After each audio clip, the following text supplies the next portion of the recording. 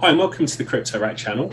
My name's Simon, and today what we're going to do is have a chat with someone who's been in the blockchain space and crypto space a while, and just get some views on how he got into it, what sort of things he's looking at the moment, and potentially things like exit strategy and so on. So just to begin, would you like to introduce yourself? Yeah, hi Simon. Yeah, thanks for having me on, and I'm glad your channel is growing so well. So I first got into crypto in 2019, so it's about 2.5 years now. And I think the reason I got into it is because at home I could hear teenagers talking about Bitcoin and so on. And also I've been working in a large IT company where we've had exposure to to blockchain and blockchain education and so on. So I think there was a sort of curiosity created because of both of those areas. And so I think I was out walking the dog one day across a field, and I thought, you know what, I'm going to log on to a platform and buy some Bitcoin. I think it was only £20 or something like that, and it just grew from there. I just added more and more. Then I had a bit of an obsession. Could you get to a zero point 0.1 or something like that? And so that was it. And then I became more aware of different projects, some that was sort of having an impact on where I was working as well. So yeah, that's really I think 2.5 years now. And obviously, what was interesting about the point in which we got in, or when I got in, was you could see this runway towards coming out of a bear market and heading yes, sideways and lots of ups and downs, but ultimately towards, I suppose, where we are now. So it feels like it has been 2.5 years in the making, and we're at this, heading towards this peak. So it's really exciting at the moment. So what was Bitcoin at the time you were actually buying it then? So when you first bought it? So I think it was about $6,000, and I think it was dipping some. I think a couple of times it went down to about $3,000 or $4,000, and for a long time it just didn't look like it was going to break 10,000. I mean, $10,000 just seemed like this amount that it just couldn't sort of conquer,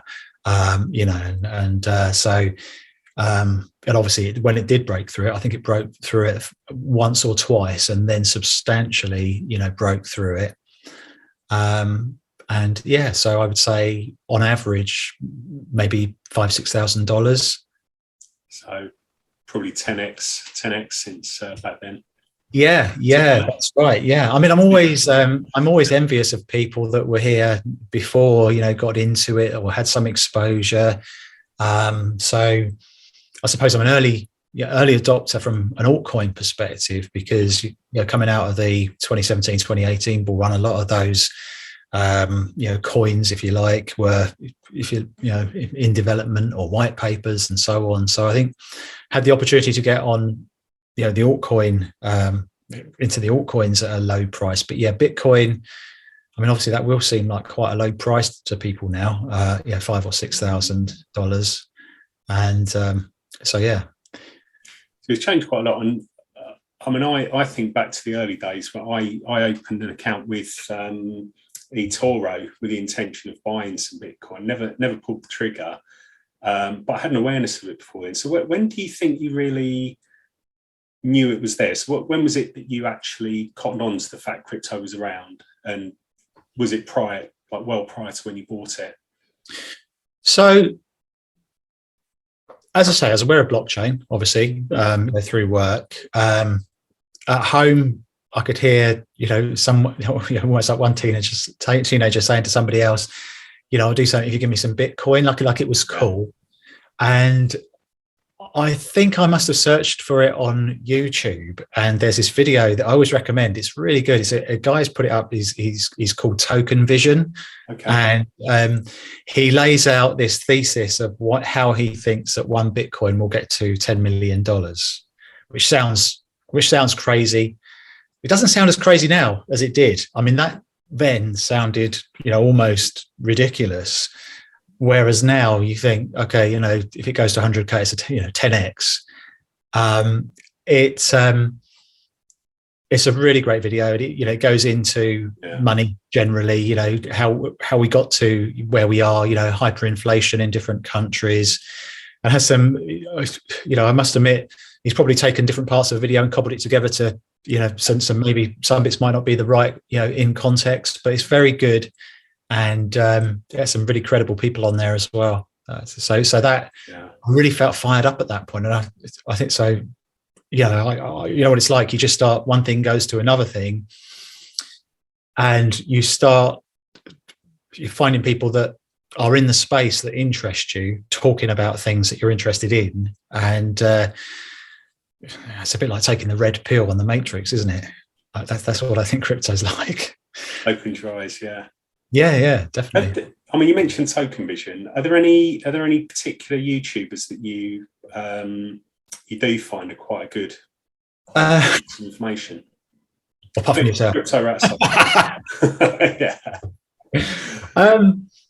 So the interesting thing about YouTubers, and influencers, I think a while back, some of them had a particularly bad reputation, pumping and dumping, maybe being incentivized and then going and pumping something and then it immediately drops. And my view today is that, don't rule anybody out.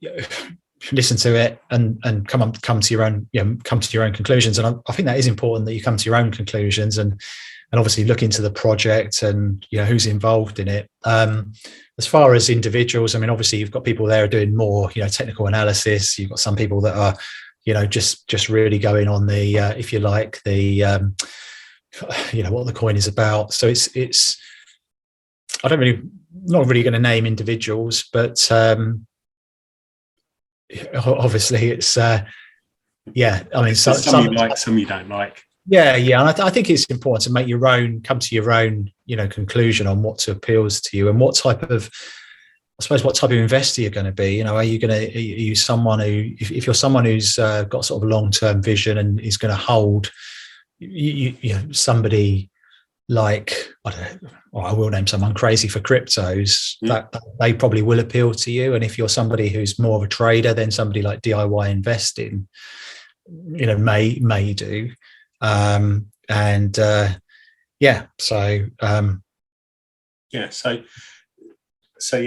think the thing that puts me off sometimes is the amount of shills that happen. It's good to get a view on a couple of different.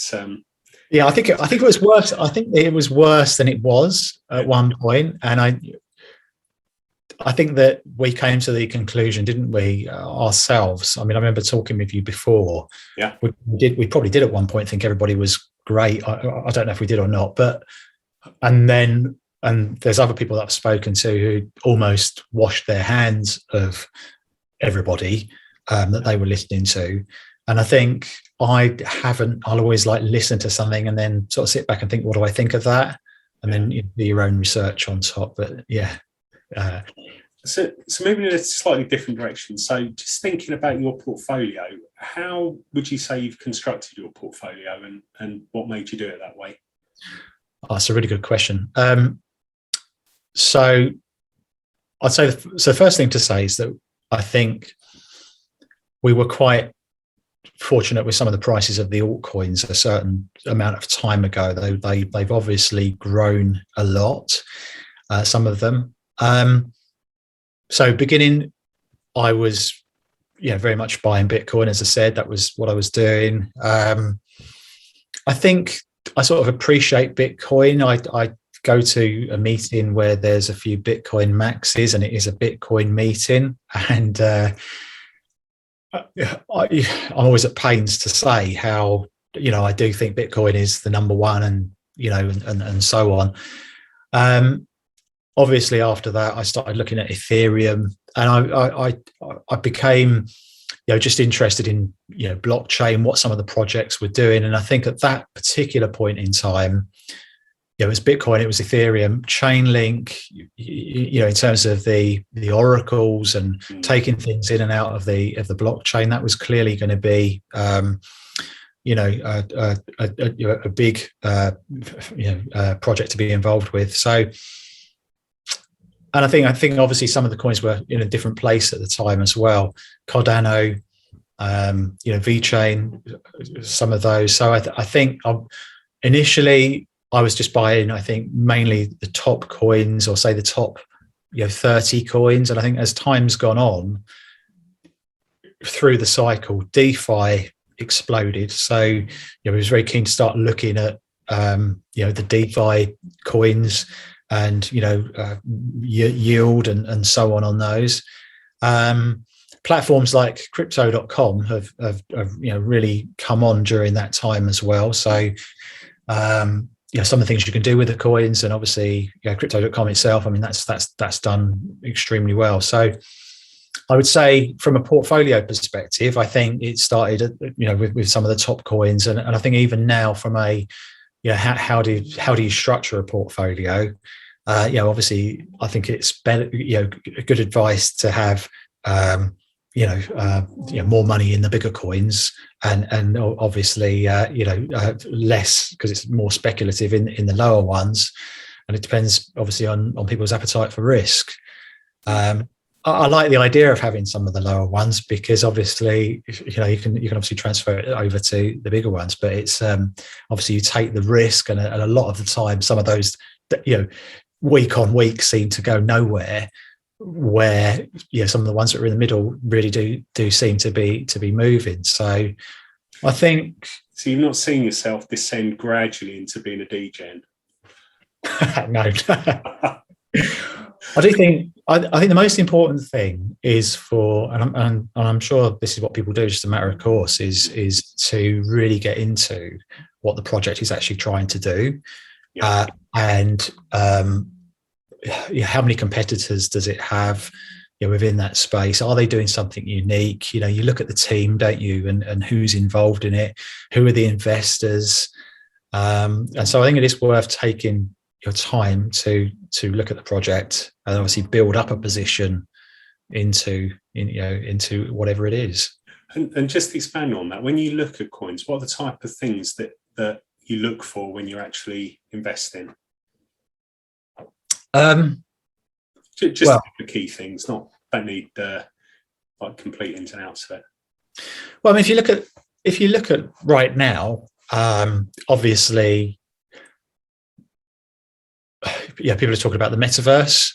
Obviously, people have just heard about Facebook, and so obviously some of those metaverse coins, right now, are probably going to start doing very well. Things like Decentraland, Engine Coin, Sandbox, those type of coins. Obviously, NFTs as well. So it's obviously timing is always a key part. And if you look at metaverse as well, you've got, I suppose, what is metaverse infrastructure? What do you see as a project that supports the metaverse in the future? I.e., it can bring it to your house without things slowing right down. Versus actually things like games in the metaverse and so on. So it's you're splitting it really between stuff like, I don't know, Render, for example, which is for like GPU power in metaverse, to things like Sandbox and Mana, which are more the actual gaming tokens. And things like Theta. You could imagine that Theta, I suppose, are providing potentially a last mile solution to the house, people's houses and so on. You can imagine that something like that would be needed for the metaverse to be able to support it. Whether it's that or something else, but I would imagine that something like that's a good if you like bet, but say it's not financial advice. But yeah, so timing, and I think DeFi, obviously, I think DeFi will do very well, in the last few weeks of the bull run, or the last few weeks of this year. Obviously, I think it was one of the things that perhaps we might talk about on here is, when does the bull run actually end? Which is, that I think is something that nobody knows, and people have got different ideas on. Well, should we come on to that now? So, I mean, well, before we do that, a cheeky question. If you're thinking about your portfolio, what would you say was the one coin you bought that was your best coin or token? I think this could be right from the start, right through to one you bought yesterday. I think Theta's done very well. I think Theta's done well. I think Engine, and I think both of those have still got fantastic potential. Really. So I think they've done well. I think Cardano has done well, I'm not sure it's got as much potential as Theta and Engine, but it's been great. Any meme coins? Sorry? Any meme coins? There are, aren't there? Yeah, bang goes the credibility. So with the meme coins, I never really had Doge, and I might be slightly incorrect. I might have had $50 of it at one point or something. And then I know somebody who is an influencer who started talking about Shiba, and I sort of, he just said, look, I think it could really pump, and it did. And then I've been looking at Floki Inu. Yeah. And I quite like the idea of Floki Inu, and just because it has, it's got such a media campaign, so many people that are behind it, and also they're trying to do this Valhalla thing as well. This if you like land, that you can sort of go to and so on. I mean, it just seems like it's perhaps something that could do well. I suppose temporarily, that's the thing, isn't it? It's and I get you with that, and I think you can see the appeal. And I know from personal experience, having looked at some of these tokens, you've got some of them where you do really get a lot of community and kind of social aspect of it. So I know one or two coins that I looked at, it's very much about what the meme is, what the community does, posting the memes, different memes that they come up with. So there's a little bit more than just having a dog on a coin. So it's interesting you say that, because I think Floki, were they advertising? They were advertising somewhere, weren't they? They're advertising everywhere. I mean, what they're doing is they're taking a certain amount. I can't remember how much it was. I won't say the percentage because it'll be wrong, and someone then might say no, that's wrong. But they're taking, for every purchase of Floki, they're taking and putting it into marketing. So they're literally, they've been all over London and Dublin, and now they're in Nigeria. They've just partnered with a Spanish football team. They're really, really pushing it. And I think, you're inclined to think that it's idiots buying, meme coins, but I think the institutions, I think some big people probably are buying them and obviously following them, going from one to the other. Meme coins seem to do so well. The following just,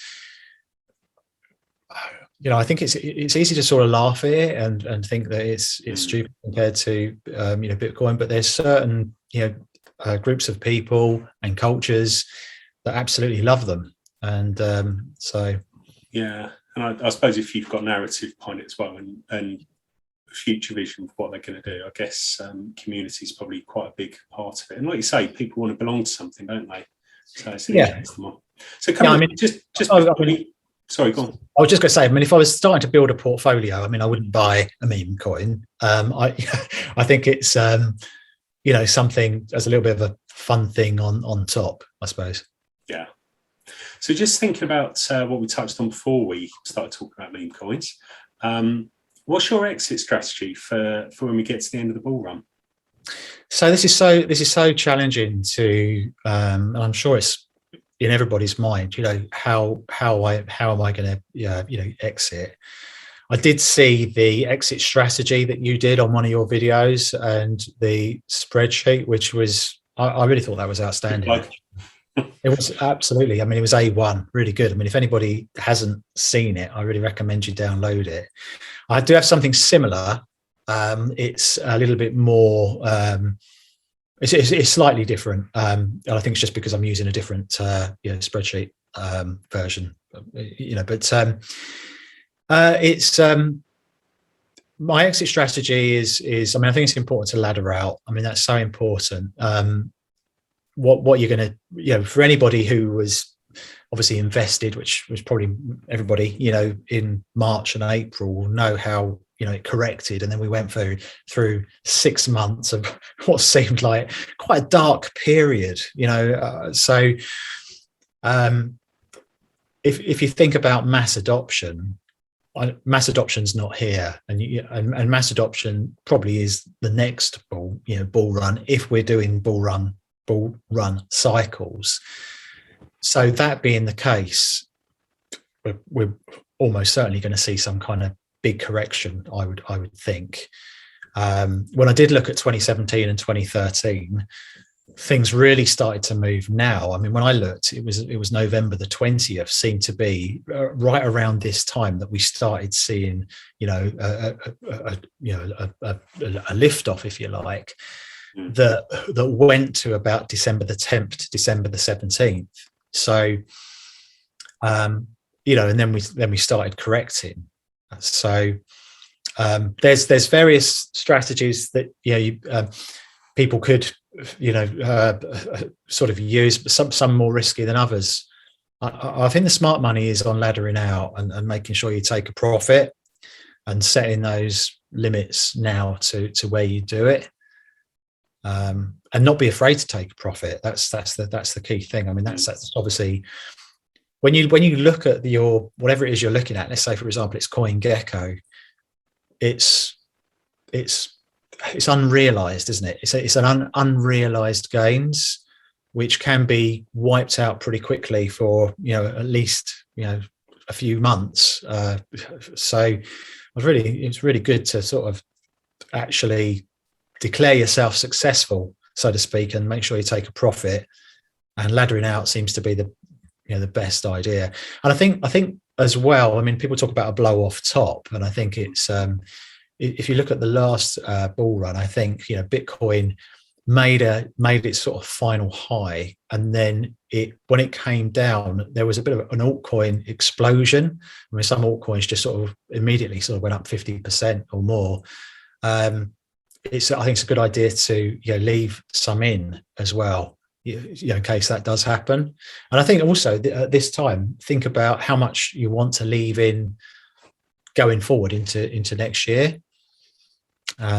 So there are some people, like Raoul Pal, the very credible people, who think that it's going to be a little bit different this time. There is going to be a dip, and then it's going to go on and come. I mean, I remember him saying that potentially Bitcoin could be 200,000 this year per Bitcoin, and then do a dip, and then a few months later be 400,000.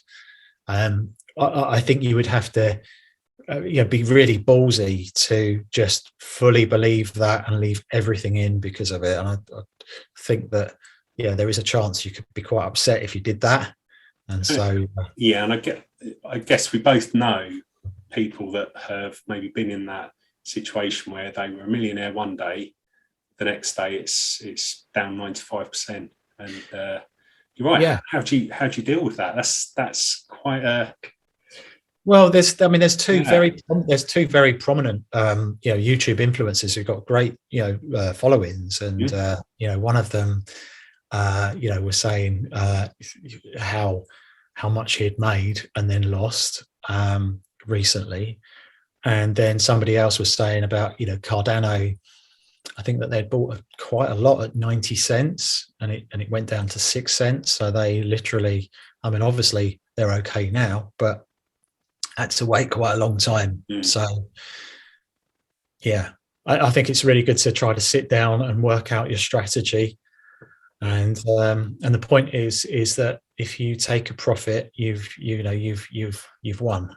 You've succeeded. So regardless of what else it does, and it's one of those things, isn't it? If you look at the portfolio, I mean, unless you're a Bitcoin maximalist who just believes so fully that Bitcoin is everything, I'm not knocking that, but it's what would you rather have? Would you rather look at 10,000 that's in something like USDC, or that you've actually taken as a profit, or would you rather look at 50,000 that's actually still just a sort of portfolio tokens, and obviously somewhere in between maybe is the answer. But are there any, thinking about how you use your crypto at the moment, have you got any ways you use it? So things like, you mentioned crypto.com earlier. I know they do a card. I know there's a couple of others. I think Binance have got a card. Swipe used to. So do you use anything like that? So I know somebody who really uses crypto.com a lot, and for pretty much all of the features, earn, supercharge, cashback, and I think that particular platform has really proven itself. Only recently I've been thinking I wish I'd have used it more and made more use of it. But obviously then you've got the centralized exchange, if you like, ethos versus the having your own keys and your own wallet. What I would say is, obviously I feel now that those central exchanges are much more secure and legitimate than they were. I think there's more in it for them to more skin in the game than previously. So I'm guessing you're referring back to Mt. Gox and what happened back then. Yeah, that's right. I think I might be going off a bit of a tangent here, but again, it plays into what you asked me before about strategy, and I mean, obviously if people are going to be selling anything, they need to be thinking about where they're going to sell it. The reason laddering out again is such a good idea is because of things like liquidity on an exchange. I think in the past, on a previous bull run, a lot of people wanted to sell all at the same time. The exchange didn't have the funds, if you like, the liquidity to give people the prices they were trying to sell at. And even recently, one of the biggest exchanges, if not the biggest one, I think in April, I think that had a wobble, from a stability perspective, when everybody was trying to hit the exchange at once. Yeah. So with laddering out, again, I think it needs planning out, about how you're going to do it, how much you're going to do, where you're going to keep it. And people's, the thing about this space is that you're always learning, aren't you? And I think it's quite good to be humble, because you always learn. People always come at things from a different angle, so you're always learning from somebody else, and you can think, actually, that's a better idea. I'll do that. So yeah. So you sound about laddering out, and I suppose in a way that's de-risking, isn't it? Thinking about some of the wallets you use, because you mentioned about where you keep your crypto. Are there any wallets in particular that you're a fan of, or? Trust wallet, I think, is my probably my favorite wallet.